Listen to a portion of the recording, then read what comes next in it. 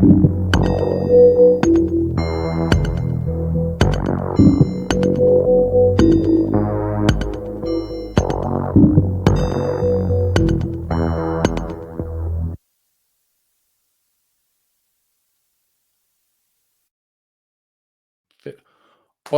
hoy tenemos Hola. con nosotros, conmigo, con todos, a Leire Aspasia, una usuaria de X, con la que me he cruzado más de una vez y en la que sus planteamientos sobre antropología, política, religión me han parecido brillantes, independientemente de que estuviese o no de acuerdo con ellos, por la forma de estructurarlos, de razonarlos.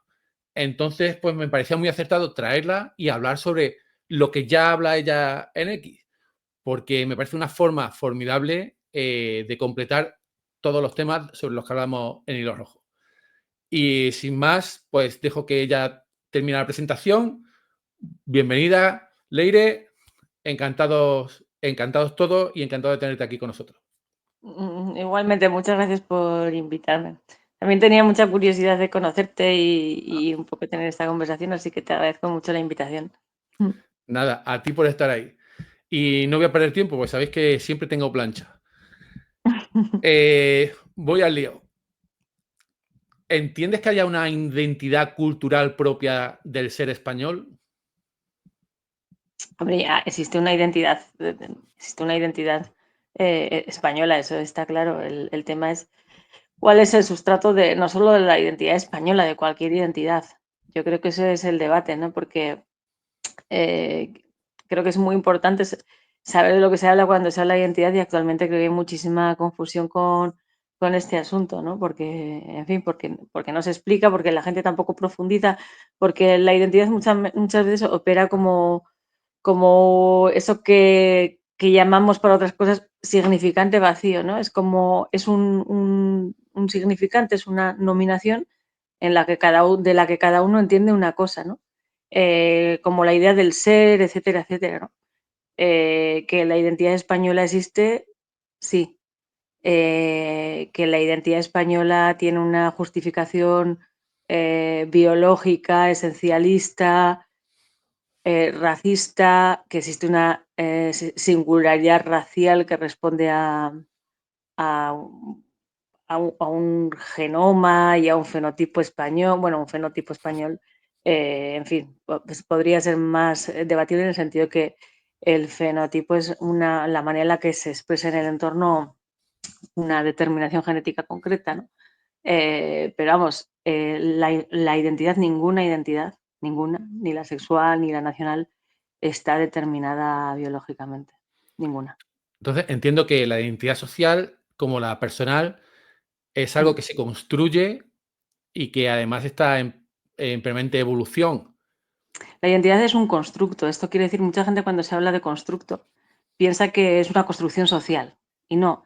Decir que algo es un constructo es decir que es algo que es un hecho compuesto de una naturaleza muy compleja en la que se entrecruzan distintas esferas, ¿no? Que la teoría nosotros las diferenciamos en la teoría, en la ciencia, en los saberes, en los saberes, ¿no? Racionales, etcétera, etcétera, pero pero que más allá de la teoría es muy difícil de discernir.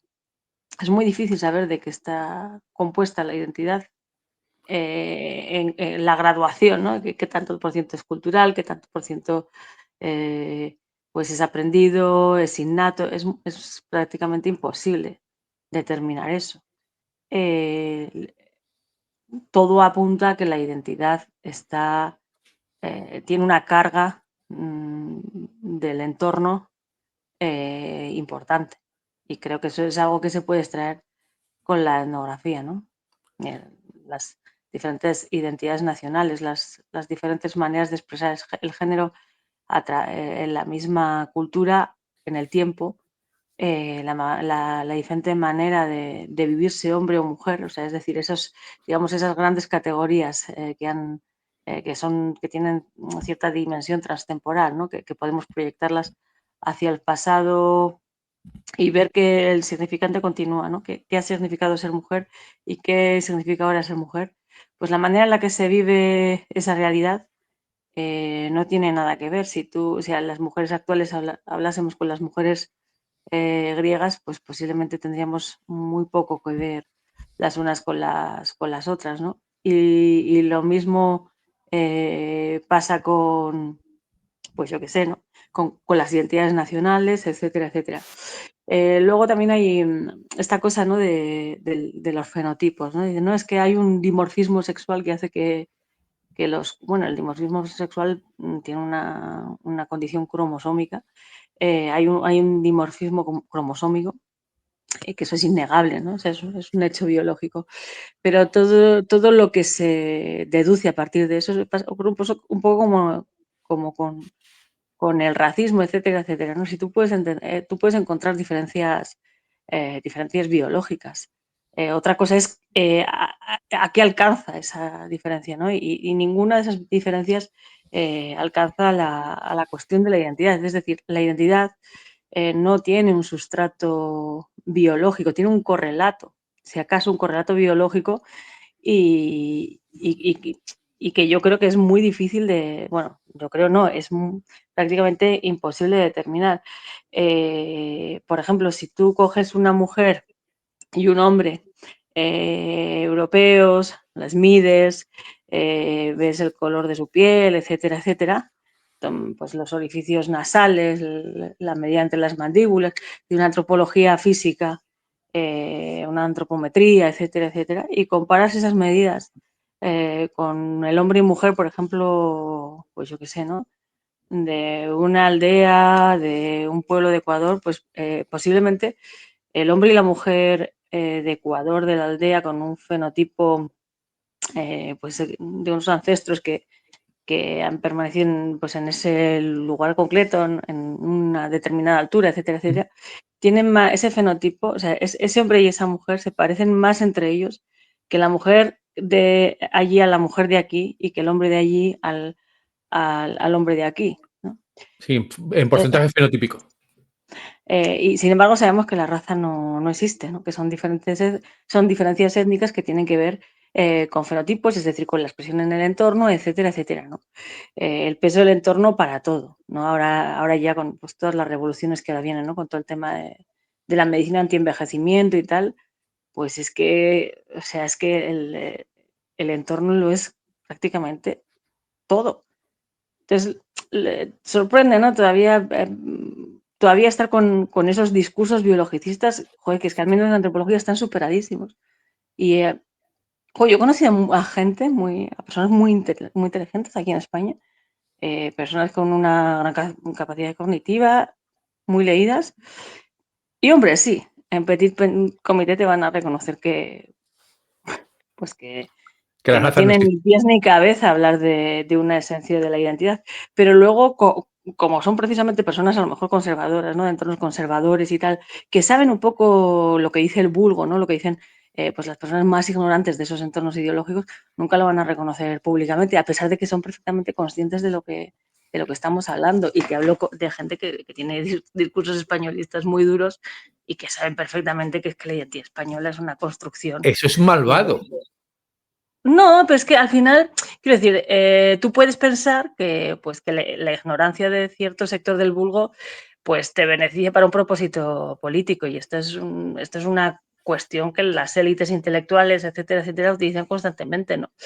A mí me parece que hay un punto de perversión, porque yo creo que sí que estamos en un momento en el que la mayoría de la gente, las cosas vienen, es verdad que hay mucha gente muy zumbada, pero la mayoría de la gente cuando razona y entiende, pues bueno, a lo mejor no te va a apoyar ciertas cosas, pero va a ser prudente, ¿no? La mayoría de las personas somos prudentes con aquello que nos es diferente y que, bueno, ¿no? Sobre todo si se nos explica bien, la naturaleza de su diferencia, ¿no?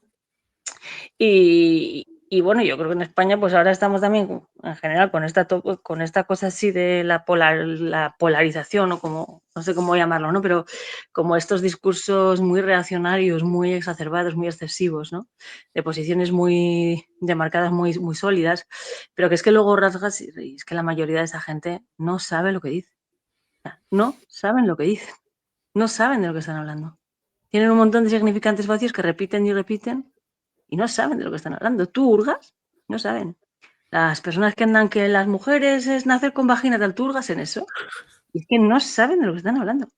Gritan mucho, hacen mucho el pavo y tal, pero no saben. Bueno, es ese momento que nos está tocando.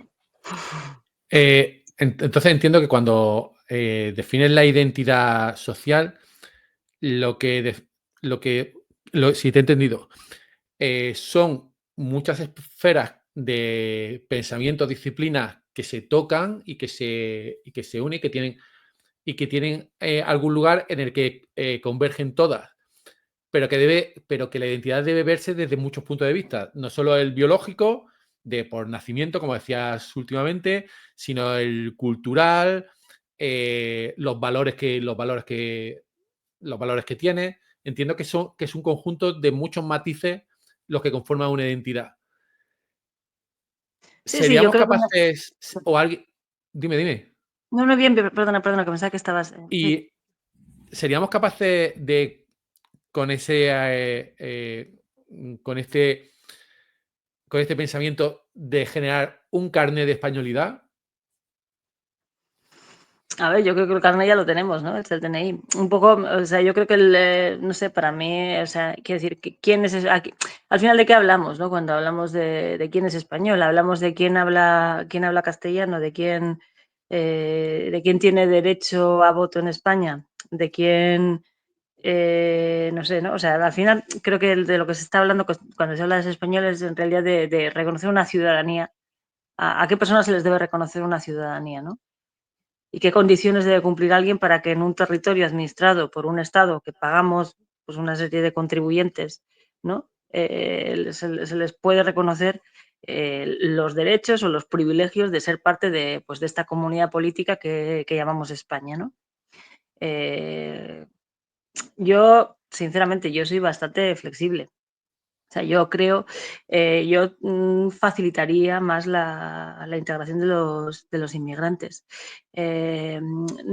Hasta hace bien poco, yo estudié antropología, pero antes de eso estudié trabajo social y entonces me he preparado alguna oposición y todo eso porque me gusta mucho el trabajo social porque es un poco, digamos, la manera en la que pues ves que se van imprimiendo un poco pues las ideas sociales y que van cuajando la sociedad, etcétera, ¿no? Como eso luego de ahí se van haciendo pues dispositivos estatales, luego también toda la cuestión de la vulnerabilidad de las poblaciones, etcétera, etcétera. La inmigración pues es uno de esos sectores de población que normalmente es atendido por los servicios sociales y en trabajo social pues se estudia bastante a fondo. La ley de extranjería reciente, la que está operando hasta ahora, reconocía el arraigo. El arraigo es una de las vías para obtener tanto permisos de trabajo como nacionalidad. Es decir, el hecho de pasar mucho tiempo en el territorio español te da derecho a solicitar. Hay gente que dice, no, no, es que solo por sangre. No es cierto, el arraigo es una vía para obtener reconocimientos y una vía para ir adquiriendo ciudadanía en España. El arraigo hasta ahora querían cambiarlo, pero no sé si se va a cambiar, pero vamos, el arraigo eran aproximadamente 2 años. ¿Qué quiere decir eso? Pues que la gente entra aquí de manera irregular, no ilegal, como dice la gente, ¿no? Un ser humano no puede ser ilegal por existir, ni por moverse por el mundo. Puede ser irregular, puede ser que ese movimiento no esté controlado por un Estado y ocurra en una situación de irregularidad, pero no de ilegalidad. O sea, lo que no es controlable por el Estado no es que esté prohibido, es que no está controlado por el Estado o no puede ser controlado por el Estado, afortunadamente. Entonces, esa irregularidad, ese descontrol con el que algunas personas se mueven por los territorios, ¿no? Ese descontrol estatal, pues ¿qué pasa? Que en ese tiempo en el que están aquí de manera pues que no está controlada, supervisada o tutorizada por el Estado, pues esas personas se buscan la vida como pueden, normalmente con trabajos que están poco remunerados y sin ningún tipo de reconocimiento del contrato laboral y del acuerdo económico que puedan tener el empleador y la persona migrante, ¿no?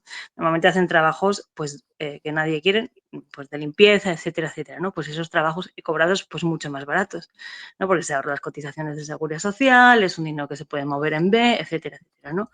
Entonces, ¿qué pasa?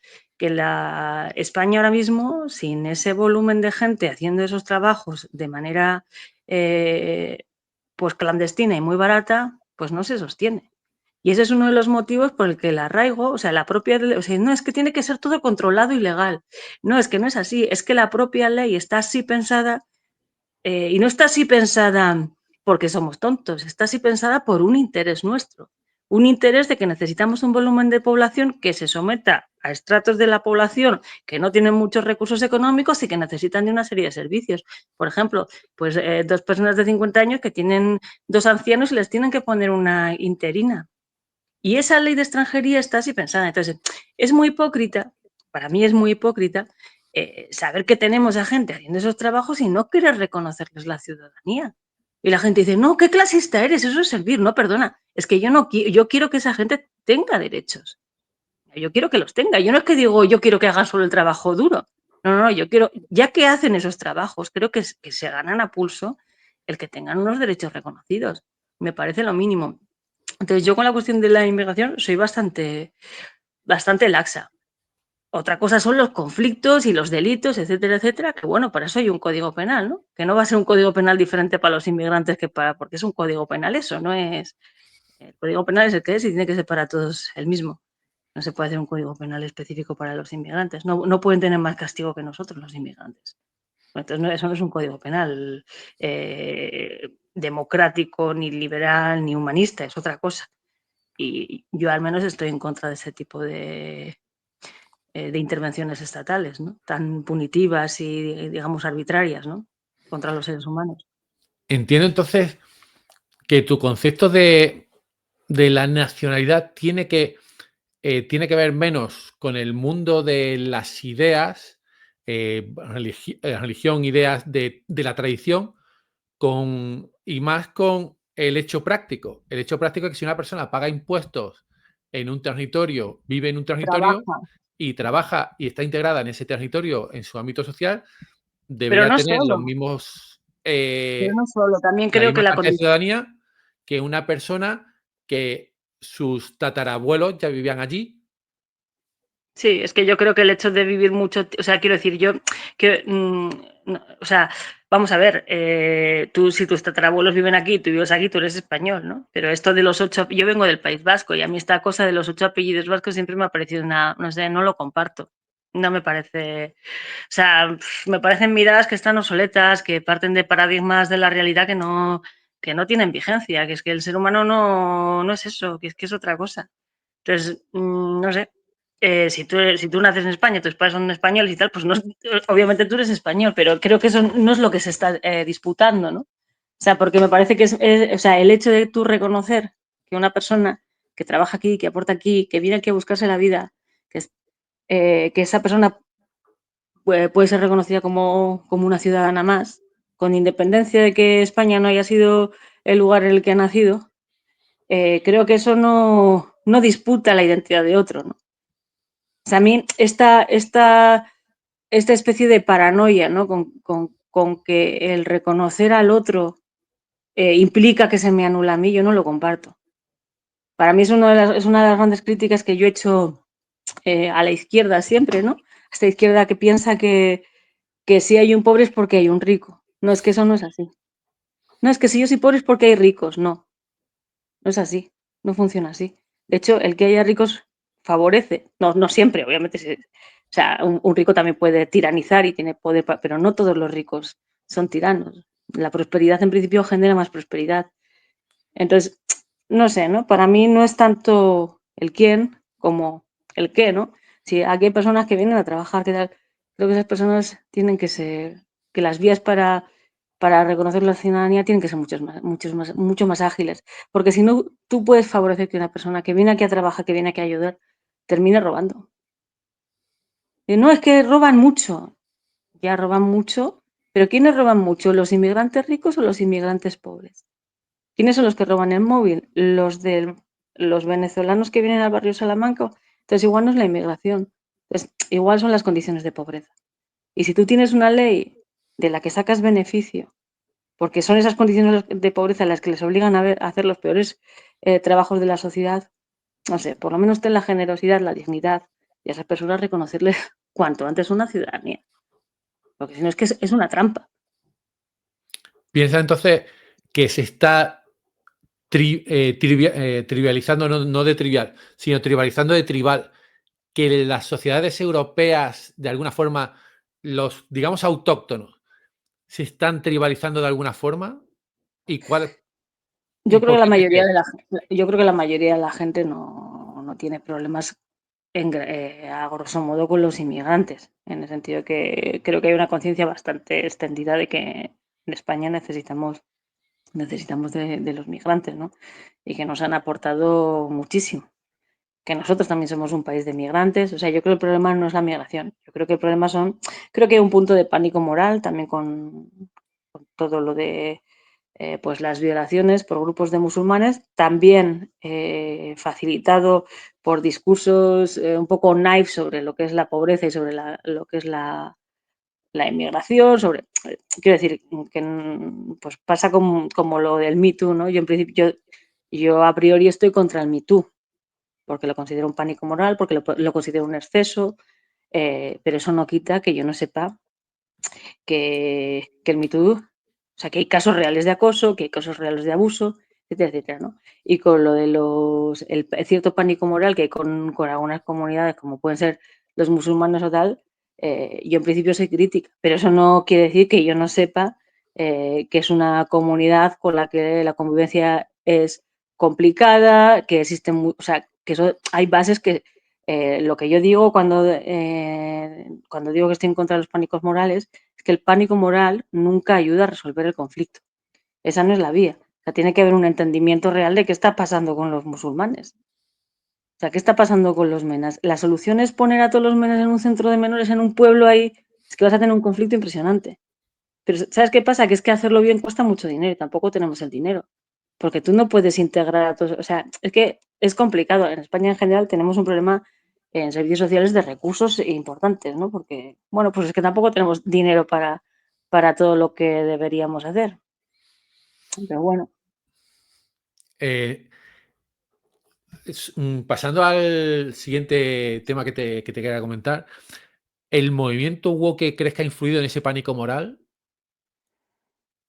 Yo creo que lo woke, que fue todo empezó, para mí la teoría queer de entrada tenía una potencia importante, ¿no? Porque de alguna manera descentralizaba ideas alrededor de la identidad. Perdona que te corte, de verdad, perdona.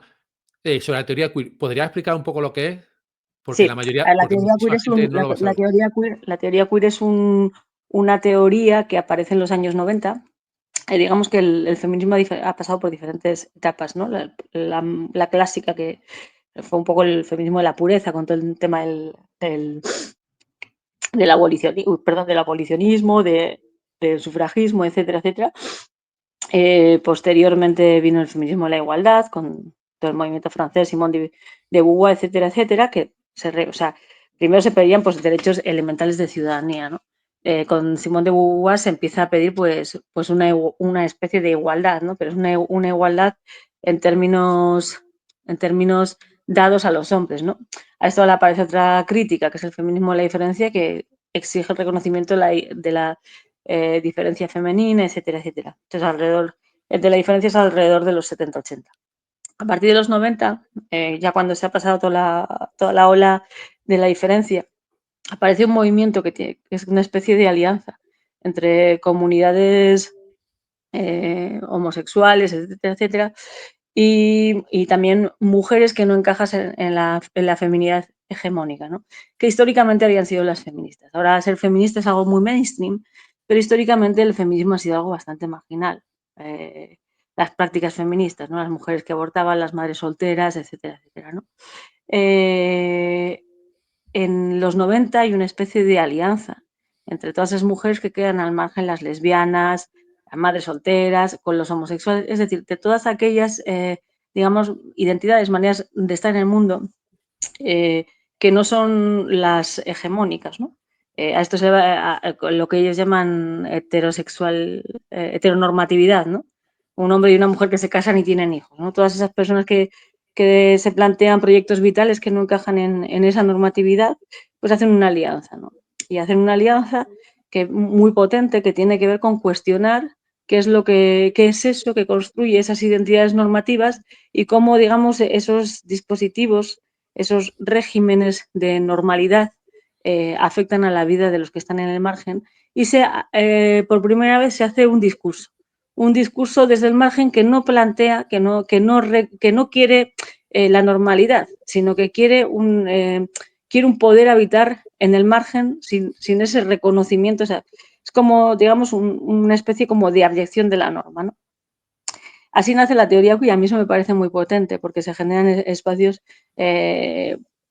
pues de mucha potencia pues, para la disidencia, para, pues no sé, ¿no? La creatividad, para pensar en otras claves. ¿Qué pasa? Que hay un momento en el que eso empieza, a medida que eso empieza a expandirse y va llegando cada vez más gente a los márgenes, ¿no? Porque realmente es inicialmente un impulso tremendamente seductor, con muchísima, muy emancipador. La teoría queer en sus primeras fases fue tremendamente emancipadora, ¿no? Entonces, eso congregó muchísima, cada vez a más gente, ¿no?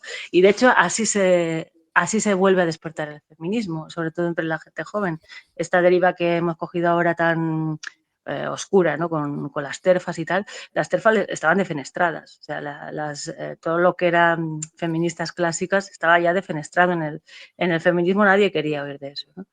Lo que ocurre en los 90 y alrededor de los 2000 es algo que no tiene nada que ver con lo que estamos viendo ahora, en algunos espacios de autonomía feminista que no tienen que ver con un poco el reflejo mainstream del feminismo. Entonces, al llegar tanta gente al feminismo, enseguida aparece, pues, ¿qué pasa cuando hay mucha gente en algo? Pues que aparece esta cosa como democrática, ¿no? Se empiezan como a instalar normatividades de manera inconsciente, ¿no? Aparece una manera de ser queer, hay que ser lesbiana, yo qué sé, ¿no? O sea, aparecen las propias normatividades de lo queer. Y se empieza a vigilar, pues, quién reproduce, pues, esquemas heteronormativos, etcétera, etcétera. De ahí, de esa especie como de pues ver quién es el más blanco, ver quién es el más hetero, eso empieza también a proyectarse en la sociedad y eso es un poco el movimiento woke, ¿no? Para mí el movimiento woke no es más que la degeneración de la teoría queer. Cuando la teoría queer pierde su impacto emancipador porque alcanza tal volumen de subjetividades que ya es imposible que sobreviva como una disidencia y empieza a plantearse como un modelo hegemónico, la teoría queer pierde su razón de ser y aparece esto que es lo woke, que termina derivando en una cosa todavía pues más reaccionaria, que es la reacción a lo woke, ¿no? Que está conectado con lo woke porque es el mismo movimiento subjetivo. O sea, son las mismas claves expiatorias, etcétera, etcétera. Es gente que está en la normatividad, que no está en la disidencia, ¿no? Por mucho que digan que sí y tal. Yo, Esto es la teoría.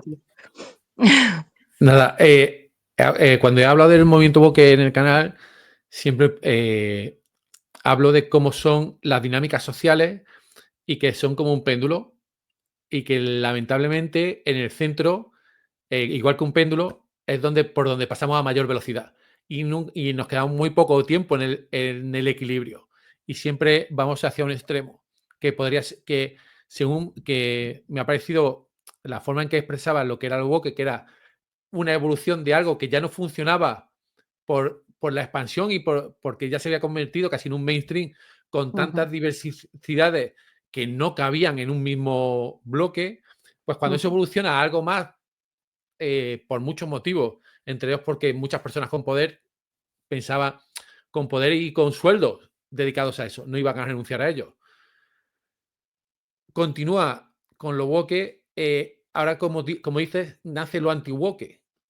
Es como si el péndulo hubiese llegado a un punto y ahora va a estar parado en ese punto, como hace un péndulo un momento, y volverá a coger velocidad. A ver, para mí lo woke nunca dejó de ser la normatividad desde el mar. O sea, quiero decir, lo woke no es más que un impulso a normativizar, un impulso a controlar, un impulso a imponer. Y para mí la raíz de la teoría queer inicia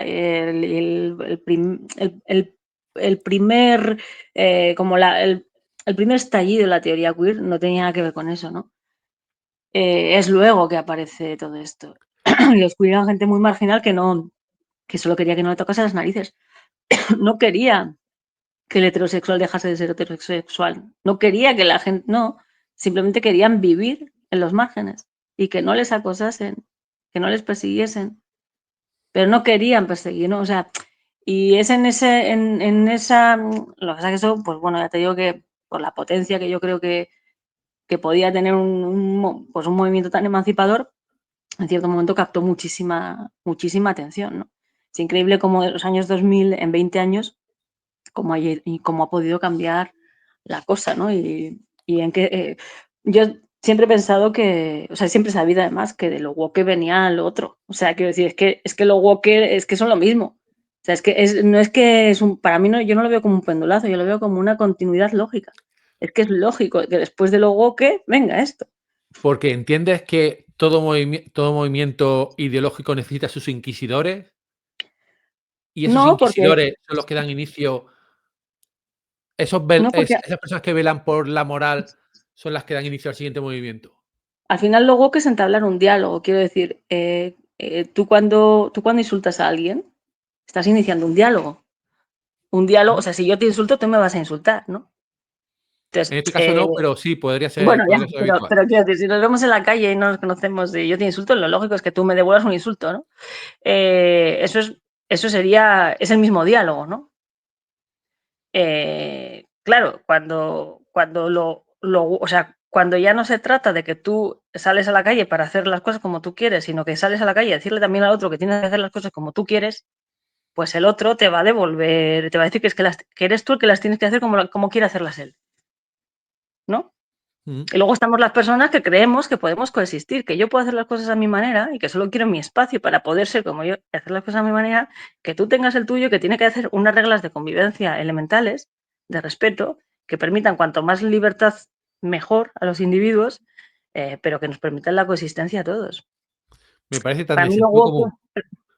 Nada, que me parece tan de sentido común lo que dice, que me cuesta entender cómo, porque muchas personas entiendo que conforme alguien empieza un discurso que no es el suyo, rápidamente cogen a esa persona y la colocan en el cajón contrario y no claro, encaja. Pero es que para mí es de sentido común lo que estás diciendo. sí, sí, es que yo, o sea, yo siempre he pensado que en estos grandes bloques, ¿no? De la izquierda, la derecha, no sé qué, no sé cuánto, yo nunca me he creído estas mascaradas, o sea, estos grandes relatos, ¿no? Como de las identidades, ¿no? Yo siempre he pensado que es una especie de fantasma porque, bueno, porque se mantiene cierto control sobre la gente, pero en realidad, más o menos, o sea, en todas las ideologías hay gente pues, que piensa como quieres, piensa, pero que tampoco se siente bien imponiendo al otro o sea, y luego están los otros, ¿no? Yo pienso así, tú vas a pensar como yo. Y si no, te voy a machacar hasta que lo hagas. Y eso está por casi todos los sitios. Incluso los liberales, en el liberalismo que parecía que, pues incluso en el liberalismo hay gente que es como una especie de talibana liberal, que dices, pero bueno, o sea, ni los liberales se libran. O sea, es que no es yo qué sé, ¿no? Ese fenómeno pues está por todos los sitios. Hay gente pues que yo creo que no, que no soporta que la experiencia ajena desarrollándose de otra manera, o sea, que vive eso como un cuestionamiento. Para mí eso tiene un tinte un poco de orden melancólico, ¿no? Un poco, pues como de tipo paranoide, ¿no? Gente que piensa que lo que el otro hace tiene que ver siempre con él. Y es que a veces el otro hace cosas que no tienen nada que ver con, o sea, que no tienen que ver con él. Sí, sí, sí. Pero es que estamos en un momento muy melancólico, ¿no? Como que lo que el otro hace está, o sea, como que tiene que ver, y como mira que no, que la gente hace cosas, déjale, ¿no? O sea, Sí, te entiendo. ¿El logo que ha traído la cultura de cancelación o ya existía o simplemente la ha perfeccionado y los que vengan después la van a perfeccionar más aún? a ver, A ti te han cancelado seguro. Seguro que hay gente que te ha bloqueado por lo que has bueno, a mí, dicho en X. mira, justo ha salido, justo estoy ahora en un momento kármico de esto que de repente se empiezan a resolver las cosas como por arte de magia. Yo estudié trabajo social en la Universidad del País Vasco y me dieron una beca por expediente y fui a la Universidad de Barcelona. Al sitio este, a la Facultad de Educación, donde ahora está el escándalo este del catedrático. Y yo no tuve contacto con este hombre ni tal. Pero yo estudiaba precisamente cuando hice trabajo social, yo ya era feminista y fui allí a hacer una investigación relacionada con la violencia contra las mujeres. Y tuve una experiencia muy chunga que yo en el momento, o sea, nunca entendí por qué, bueno, luego ya de más mayor te haces una idea, ¿no? Pero estos días a mí se me han revelado cosas, ¿no? De que no era algo tanto contra mí, sino que parece que en esa facultad estaba muy intoxicada, ¿no? Por lo que he estado leyendo y había muchísima competencia y tal, y yo creo que simplemente me vieron muy motivada y me machacaron. Pero a mí me tuvieron como 2 meses porque bueno, detecté una cosa, no puedo hablar porque me hicieron firmar una esta de confidencialidad para Ujú. darme el título, yo tenía un expediente con matrículas, bueno, delirante. Y al hacer la investigación, que es algo que no, o sea, ni siquiera me la habían puntuado, pues bueno, un lío tremendo porque yo bueno, detecté una cosa y yo como era muy rebelde de joven y decía lo que me parecía, ahora también, pero joven era más imprudente porque no tenía la malicia o la astucia que tengo ahora para saber plantearlo, ¿no? Pues cogí y lo casqué.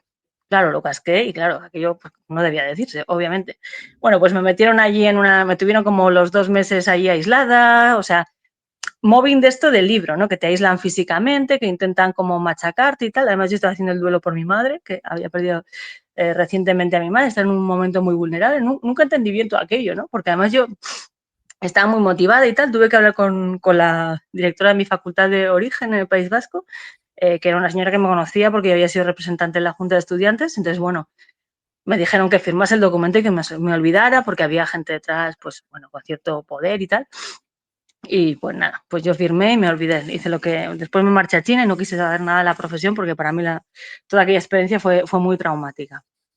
Y ahora veo pues que efectivamente en ese departamento todo era hipertóxico, ¿no? O sea, en esa facultad. Claro, cuando ves lo que había por ahí, dices, madre mía, es que lo que me pasó a mí fue una chorrada. Claro, es que esta gente, es que debía funcionar así. Yo no sabía que funcionaba así, pero es que debía ser una dinámica, ¿no? Que a mí me pilló. Claro, yo ni llegué a ser víctima de todas esas cosas porque como ya verían antes que yo me quejaba, pues dirían, está mejor que ni vea lo que hay, ¿no? Bueno, la cosa es, años más tarde, haciendo antropología parecido. Tenía un profesor que también volví a hacer antropología en el País Vasco y me volvieron a dar la misma beca que era por expediente, que era la única que podía optar yo, porque ya había heredado de los bienes de mi madre, entonces nunca he tenido derecho a becas, pero bueno, sí me daban becas por expediente. Y me dieron esta beca de nuevo y me fui esta vez a la autónoma porque no quería hacer nada de la de Barcelona. Y ahí yo quería hacer la investigación con una feminista, precisamente con el tema de la prostitución y tal. Y me pilló un profesor con el que tenía mucha confianza y me dijo, mira, te lo voy a decir muy claro, como hagas la investigación con estas, no apruebas la carrera. Yo, ¿y eso? Me dice, no, no vas a aprobar la carrera. Mejor ponte con otro porque con esas hipótesis, esa manera de entenderlo, te van a suspender por muy bien que lo hagas. O sea, que es que funciona así. Eso funcionaba así ya cuando yo todavía, en mis tiempos no se hablaba o sea, en esos momentos todavía no se hablaba de cultura de la violación, o sea, de la cultura de la La cancelación. cancelación. Perdón. Y después de esto, lo que sí ahí ya estaba en esta última cancelación, aunque a mí el término tampoco me gusta porque creo que son dinámicas que siempre han existido. Ahora es con esta disculpa, pero antes eran otras, quiero decir. Al que molesta siempre se lo han chimpado. Esto no es nuevo. Ahora lo llamamos así, pero vamos, que esto es más viejo que. Y la última fue, mira, otro que le va a estallar un Me Too ahora. O sea, ha pasado esta de la OV, pero es que además va a pasar otro Me Too, según me han contado, con un sexólogo. Un sexólogo, yo me enteré de esto después de que hubiese pasado la cancelación, porque yo como vivo en mi mundo, pues me lo contaron a toro pasado. Parece ser que habían hecho unas jornadas y habían llevado a varias personas y me habían propuesto a mí para una mesa, para hablar del tema de la cultura de la violación, que yo siempre he sido muy crítica con el concepto de cultura de la violación. Y nada, y pues parece ser que hubo una persona que dijo que no, que mi discurso era muy peligroso y tal, y que eso nos que iba a traer problemas, ¿no? El que me llevasen a mí a un entorno universitario y yo saltase pues mis cosas, ¿no? Sobre un tema tan controvertido y tal. Y entonces pues me quitaron de la jornada. Total, eso parece ser que montó muchísimo revuelo e incluso hubo una persona que dimitió del cargo y tal y que, bueno, se parece que sé que se lió un pollo ahí muy gordo. A mí esto me lo cuentan cuando ya ha pasado. Pues años más tarde, resulta que a esta persona que me canceló está, ahora le tiene un montón de casos de, pues, presuntos abusos a pacientes y alumnas. Así que, y decía que yo era peligrosa mi discurso, ¿sabes? Es que son cosas que dices, madre mía, ¿no? Entonces, bueno, yo creo que es que hay gente que es malvada y que utilizan esto, pero que es que si los discursos fuesen otros, utilizarían otra cosa, ¿no? Pues me acabo de enterar que has hecho un trabajo, un TFG o un TFM, llámalo X, sobre prostitución y me interesa. Entonces, no lo tenía previsto, pero te voy a preguntar si no te importa. Sí, pregúntame. Porque me parece interesantísimo el tema de la prostitución, porque convergen en él problemas económicos, morales, Mm, religiosos, sociales, de clase, de todo tipo, convergen ahí. Voy a empezar por la sí, pregunta más fácil sobre prostitución. ¿Debería prohibirse? ¿Debería ser un delito prostituirse? yo creo que no. Mira, yo, cuando me entrevistaron para el documental este de qué coño está pasando, que luego sacaron lo que le salió a ellas el coño, nunca mejor Sí, dicho. no lo sabía. Sí, bueno, me entrevistaron para un documental feminista, a todas las sacaron diciendo tal, y de mí se llamaba qué coño está pasando, y no sé, hicieron literalmente lo que le salió el coño, cortaron todo mi discurso, pusieron un churro ahí y se quedaron tan anchas. De esto que te voy a contar, y ya se quedaron solo con la última Exprésate parte. libremente, por favor. Con esta última, vale, yo creo y es algo que yo investigué bastante en el pasado porque es un tema que me interesaba mucho. Yo no soy prostituta, que mucha gente piensa que como yo muchas veces hago esta defensa, ¿no? Como del trabajo sexual y tal, voy a dar por hecho muchas cosas, ¿no? Pero bueno, tampoco voy a esforzarme excesivamente en demarcarme de las prostitutas porque bueno, ¿no? Porque para mí no tiene nada de negativo una prostituta que libremente decide ser prostituta. Y bueno, la cosa es que yo creo que hay diferentes tipos de prostitución, ¿no? Hay prostitución que efectivamente, bueno, lo primero hay trata, que no vamos a hablar de eso porque contra la esclavitud yo estoy en contra. Es decir, Es cualquier obvio. actividad laboral y no laboral forzada, violentada, vamos, eso es debe tener un castigo penal, ¿no? Pero más allá de eso, luego está todo el fenómeno del tráfico, etcétera, etcétera, que tiene su punto de complejidad. Y yo recomiendo aquí a Río Pedro, un sociólogo y antropólogo que se le conoce poco y que yo creo que tiene unos estudios y unas investigaciones que son clarificadoras, muy honestas también, y que nos hacen ver ese lado humano, ¿no? Que no, normalmente las grandes construcciones sobre fenómenos como puede ser la prostitución hechas por los medios, pues no permiten apreciar, ¿no?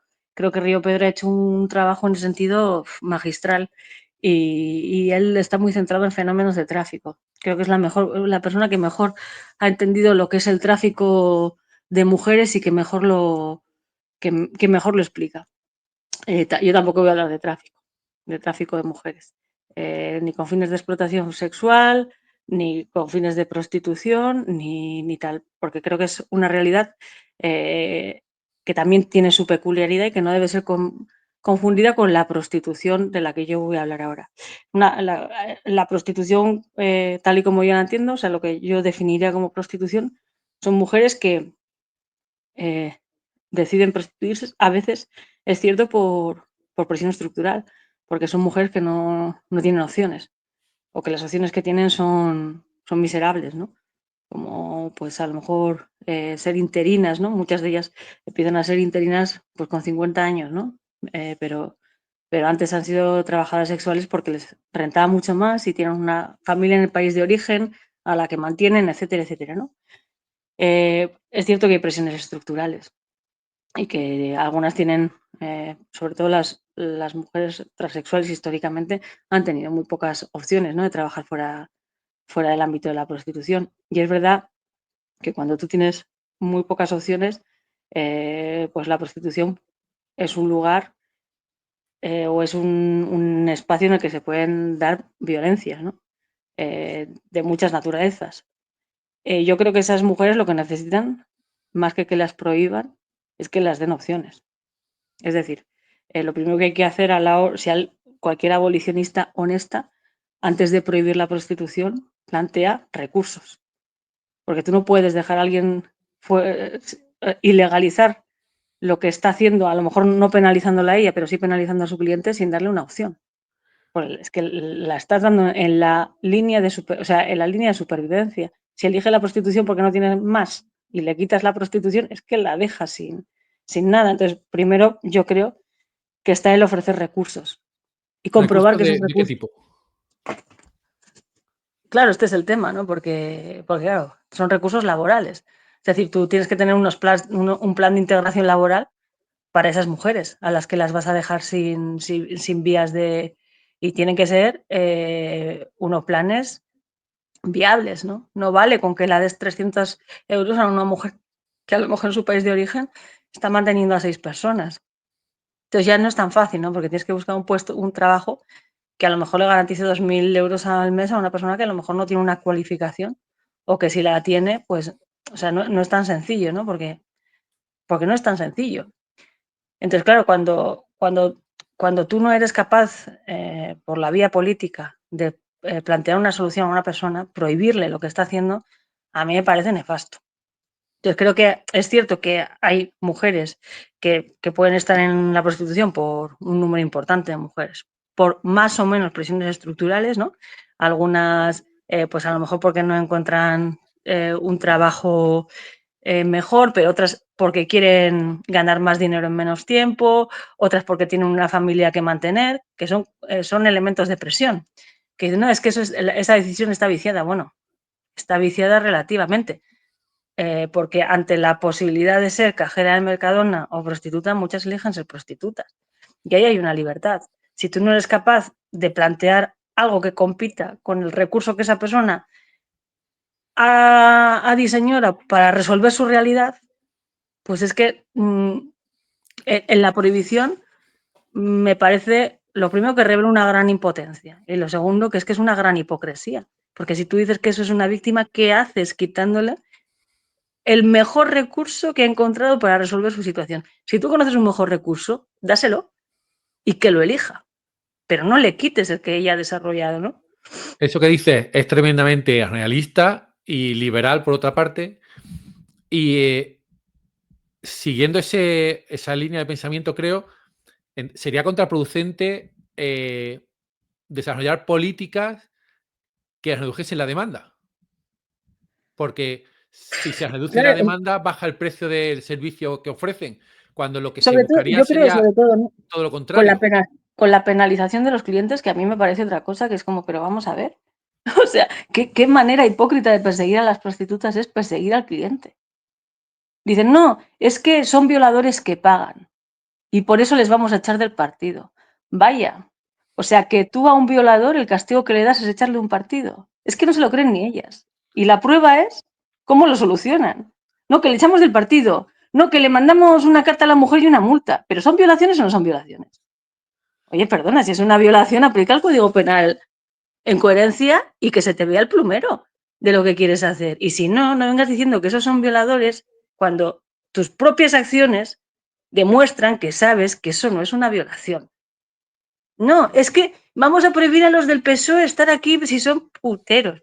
Perdona, ¿has prohibido a los asesinos afiliarse al PSOE? ¿No dice que son violadores? No, los puteros no pueden ser del PSOE, los violadores sí, los asesinos sí. Es de una inconsistencia todo. O Es un sea, es que sustrato católico, o sea, es como una especie de mostrar una fachada de sustrato católica, lo que está haciendo, yo o es que creo que es algo. moralista.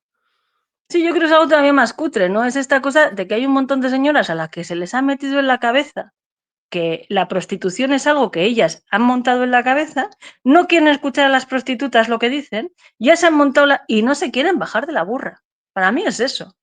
Yo de muy joven, mira, yo cuando tenía 17 años y contacté con el feminismo primera vez, yo los 2 o 3 primeros años era abolicionista. Yo conocí a Lidia Falcon cuando militaba yo en la Ambroa, en el Alderdi feminista de Bilbao, que estaba todavía María José Urruzola viva. Yo fui aprendiz directa de María José Urruzola, una gran abolicionista, una histórica del abolicionismo y del feminismo más duro de este país.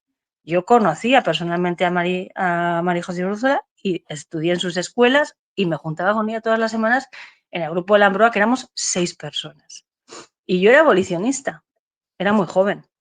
¿Qué pasa? Que luego estudié integración social, estudié trabajo social, estudié antropología y conocí a muchísimas prostitutas. Y ahí me di, o sea, ya me di cuenta que esas señoras, algunas mienten deliberadamente porque no son tontas.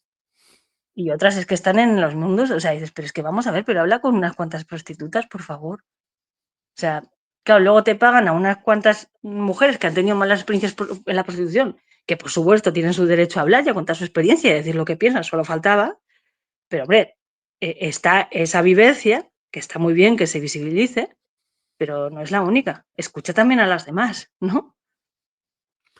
Estos temas se utilizan mucho, sobre todo para distinguir izquierda, derecha y para radicalizar un poco a la gente, como la religión. Estaba acordándome mientras hablabas de que se utilizaba también en los años, a principios de los 2000, con Aznar puede ser, y después con Zapatero, el tema de enseñar religión o no en los colegios.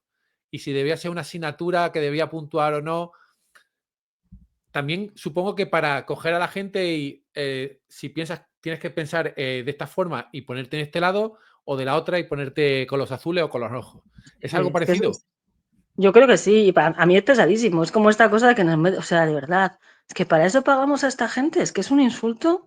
En fin, yo a veces pienso, joder, pero tan mal está la sociedad para no identificar estas cosas de los políticos. Y cómo se, o sea, no sé.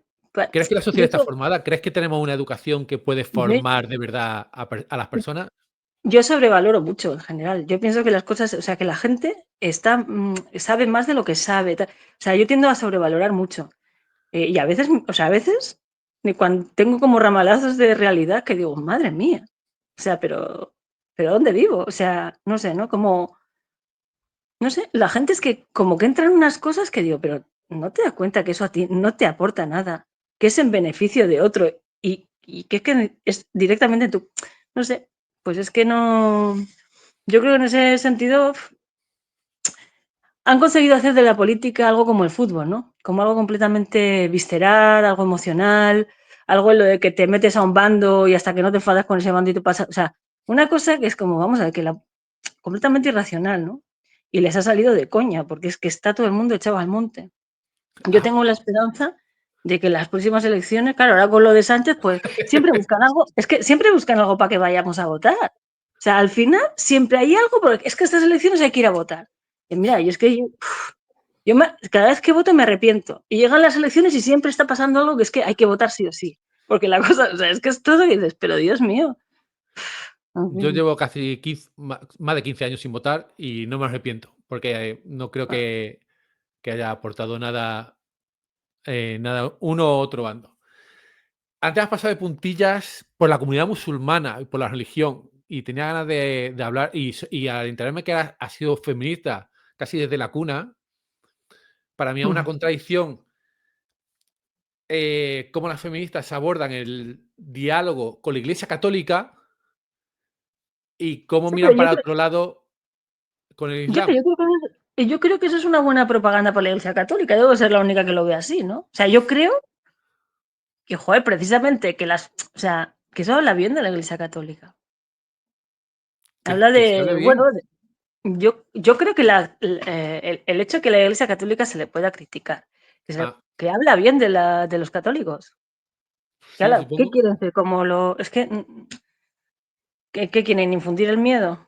¿Tener a todo el mundo callado? ¿Que no dar latigazos? Pues no, y cuando no haces eso, pues la gente pues dice lo que piensa, dice barbaridades, pues porque el ser humano es así, ¿no? Yo creo que es mejor, o sea, la mejor propaganda es la realidad. Y la realidad es que a la Iglesia Católica se le puede criticar. Y eso para mí es una buena propaganda de los católicos. Y, Ellos, algunos no lo ven así, yo creo que otros más listos sí. Y juegan muy bien. Yo el otro día cuando pasé esto de Ane y Nane, vi un montón de católicos que yo creo que saben jugar muy bien sus cartas, ¿no? Y demostrar pues esa supremacía moral de la que hablan. Vi un cura que hablaba con mucho respeto a Ane Lindane y tal. Creo que esa es la verdadera propaganda de la Iglesia, ¿no? Y lo que y por- en cierto momento pues va a hacer que muchas personas que a lo mejor no somos católicos defendamos a los católicos, ¿no? Pues porque vemos que es gente con la que se puede convivir, que respeta, que sabe aguantar la discrepancia, que no sé qué, ¿no? ¿Y por qué la izquierda está permanentemente pendiente de lo que hace la Iglesia Católica? y mira para otro lado con todo lo que hace la islámica. Hombre, a ver, yo creo que con el Islam, lo primero, obviamente hay un tema de miedo, ¿no? A ver, es que no, es que el nivel de fanatismo de algunas personas pues es muy alto, ¿no? Creo que hay un punto de miedo. Y luego también una cuestión pues cultural, ¿no? Que son lo que tiene, es lo que hay aquí, ¿no? O sea, es un poco, en fin, lo más cercano. Pero bueno, creo que la motivación principal es la que tiene que ver con el miedo. Que mira todo lo que ha pasado en Francia, ¿no? Con los profesores y tal, ¿no? Sí, Que de daban. hecho, de hecho ya han permitido las primeras escuelas que eh, enseñan según la Sharia o la Sí, Sharia. No enseñan, eh, por ejemplo, no enseñan biología y enseñan según ese credo. Y lo cual claro. me ha parecido sorprendente en Francia, porque si había un país donde nunca me imaginaba que sucedería, era Francia. Igualmente yo también te digo, ¿tú has mirado las tasas de natalidad en Francia? Sí, aproximadamente nacen de digamos, blancos franceses, un 20% y el resto son hijos de inmigrantes o ¿Pero inmigrantes has recién mirado de qué llegados. generación? ¿Has mirado cómo va descendiendo la tasa de inmigración de los musulmanes en Francia? En tercera generación de musulmanes, los nacimientos son iguales que los de Ah, los sí, eso franceses. sí, claro. Quiero decir, al final es cierto que la coexistencia cultural, la convivencia entre culturas diferentes, pues hombre, hace que eso, ¿no? Pues que los musulmanes aquí en España, por ejemplo, pues querían ser una minoría étnica como los gitanos, etcétera. Pues tienen sus reivindicaciones, ¿no? Frente al Estado, frente a la sociedad, etcétera. Y hay un punto en el que efectivamente pues ellos tratan como de imponer, ¿no? Sus criterios o de generar espacios para sobrevivir, ¿no? O sea, coger sus territorios, ¿no? Sus calles, su tal. Eso está ahí, y eso es algo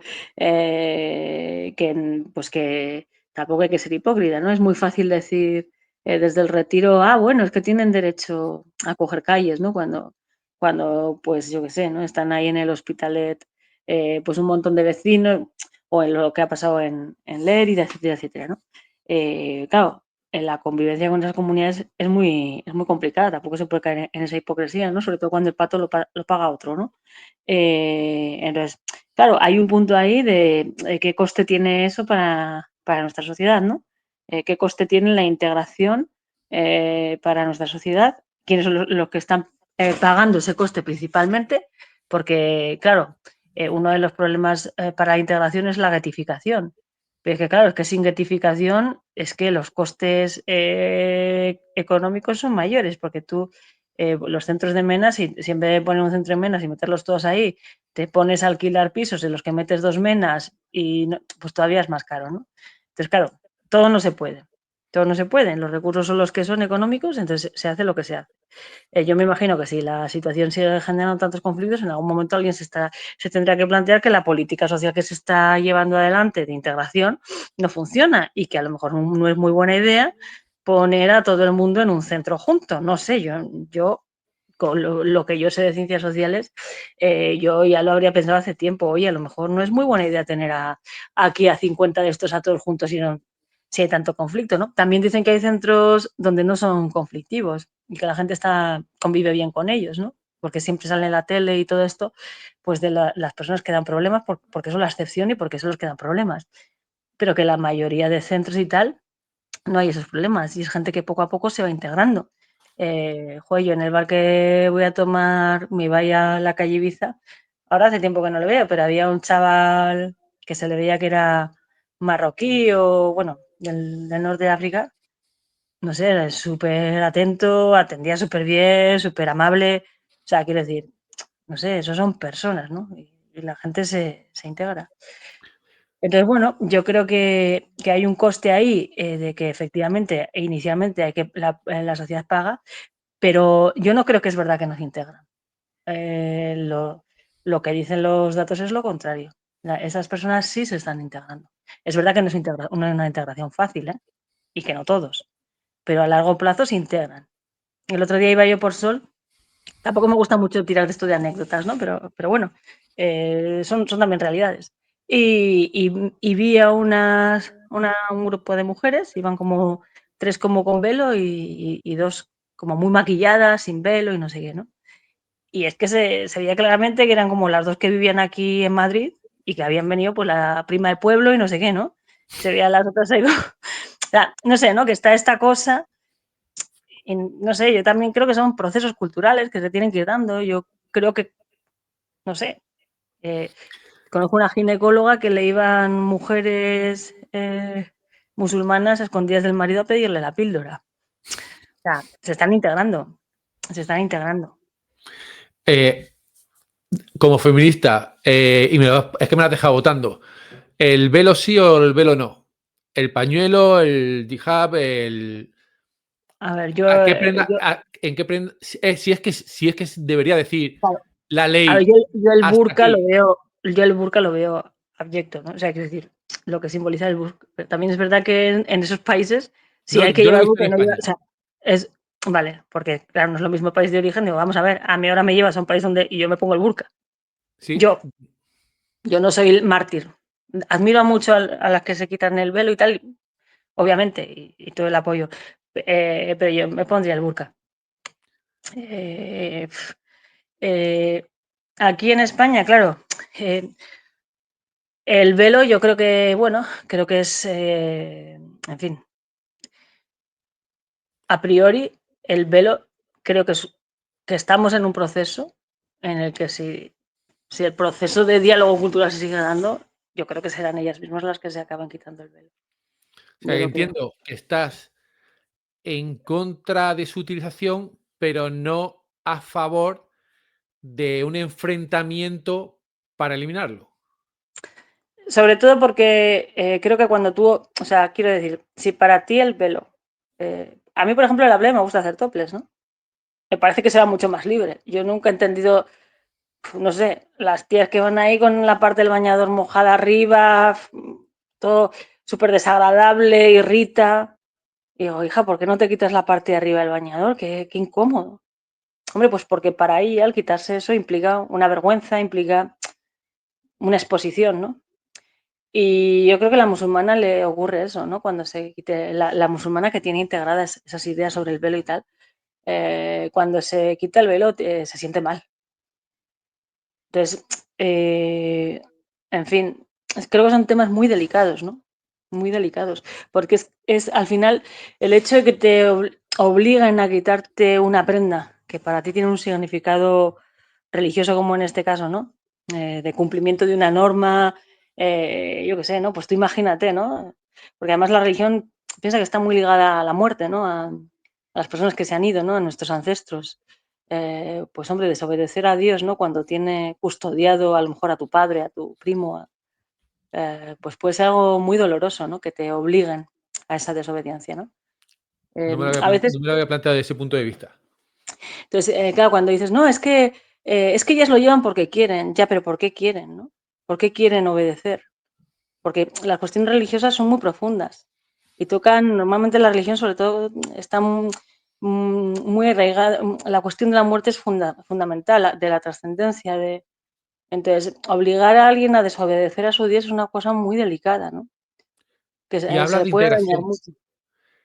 ¿Crees que las comunidades extranjeras que están llegando, ya no solo del norte de África, del Magreb, sino de Centroáfrica, los sudamericanos, por supuesto, que se integran, crees que tendremos los mismos problemas de integración que tienen Reino Unido, Francia en España? ¿Crees que tendremos esos problemas? ¿O que el ser español implica algo diferente que hace que se integren mucho mejor?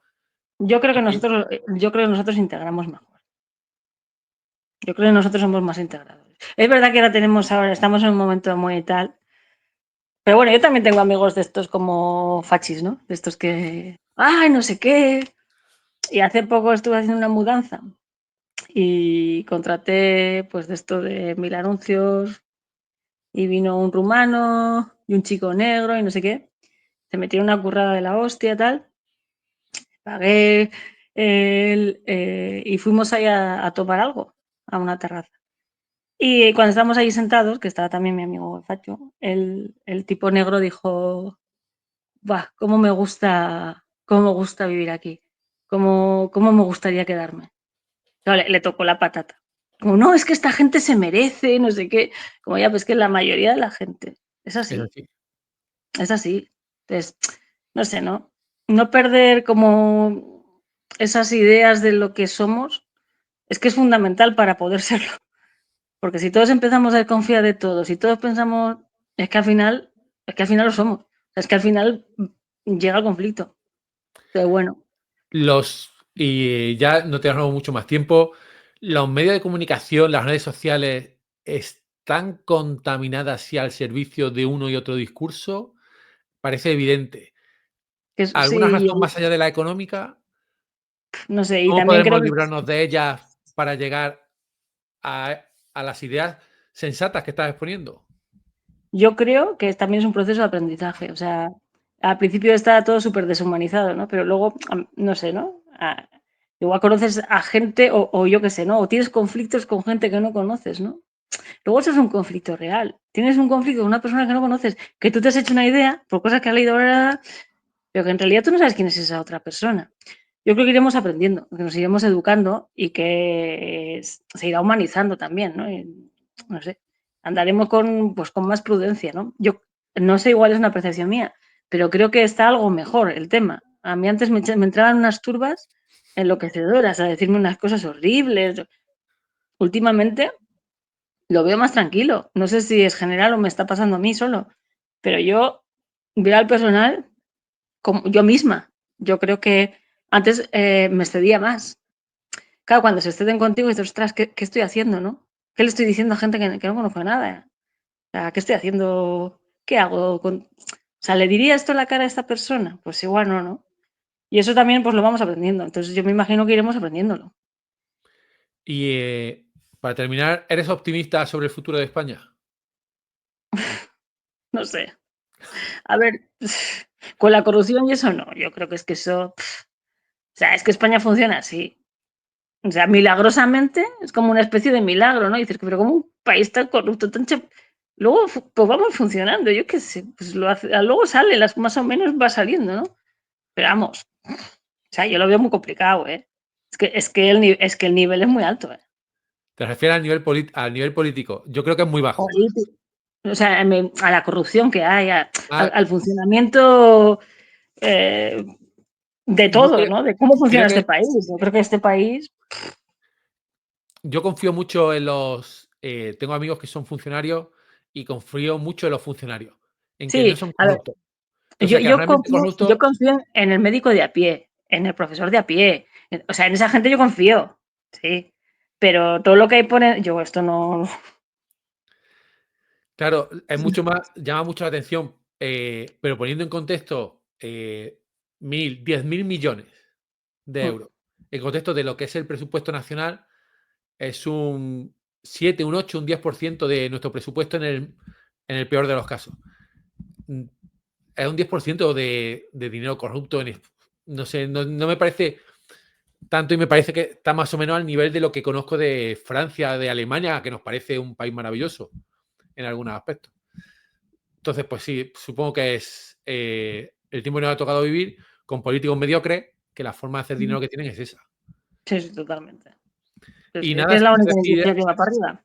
yo voy a decir a todos los habituales del canal que te sigan, Gracias. que te sigan en X. Tu X no lo pongo por aquí, lo pondré luego en nuestro foro de Telegram, porque allí decimos cosas que no nos pueden seguir, no nos traquea Que nos pueden ver. no nos Comentarios que no. traquean por ahí y luego no nos mandan a la cárcel. Porque has visto, creo que tú también lo has posteado, 17, 80 años de cárcel por defraudar a Hacienda, Ah, sí, y luego lo del hombre este que había, de bueno, es 17 años por dejar parapléjico con la mujer. ¿En qué mundo que, vivimos? a ver, es que ese tío no era un político, no tenía, es que no, o sea, al Pero final bueno, estas que cosas, sí, A Bretón, que hizo lo que hizo con sus hijos, me parece que le cayeron 8 o 10. qué barbaridad. Claro que no fue, o sea, por eso, porque luego hubo eximente. Es que no, para mí no cabe en la cabeza lo de 80 años por defraudar a Hacienda y asesinar a alguien sean 8 años.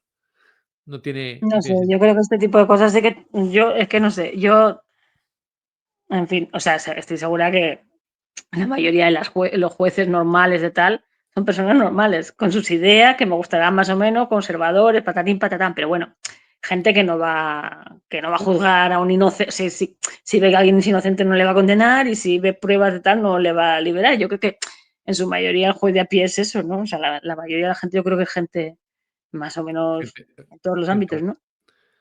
Pero yo sí creo que la gente que llega arriba no siempre es la mejor, ¿eh? Yo en ¿Y esto algo no más que soy, añadir que no quieras soy, compartir con todos? no, nada más. Y nada, espero que te hayas sentido cómoda y Muy espera cómoda. un momento, voy a poner la música de cierre y te comento una cosilla. Y Dale. invitarte de nuevo, porque a mí se me han quedado muchísimas preguntas, sobre todo de algunos temas concretos. Muchas gracias por estar aquí Muchas y gracias a ti. adiós. Adiós.